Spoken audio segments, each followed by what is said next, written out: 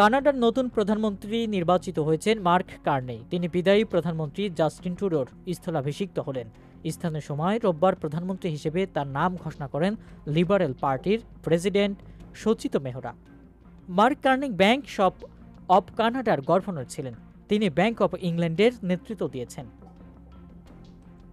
রোববার সদস্যদের ভোটে লিবারেল পার্টির নতুন নেতা বাছাই হয়। এতে মার্ক কার্নি 1,31,674 ভোট পেয়ে নির্বাচিত হন।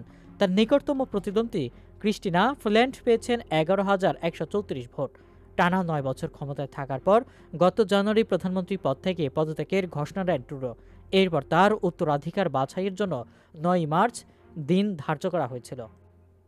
কানাডার রাজনৈতিক ব্যবস্থায় হাউস অব কমন্সের সবচেয়ে বড় দল হিসেবে যিনি লিবারেল পার্টির প্রধান হবেন, দেশটির প্রধানমন্ত্রী হন তিনি। এই হিসেবে মার্ক কার্নি নির্বাচনের আগ পর্যন্ত প্রধানমন্ত্রীর দায়িত্ব পালন করবেন বলে ধারণা করা হচ্ছে। কার্নি এমন সময় দায়িত্ব নিচ্ছেন যখন কানাডা ও যুক্তরাষ্ট্রের মধ্যে বাণিজ্য যুদ্ধ চলছে।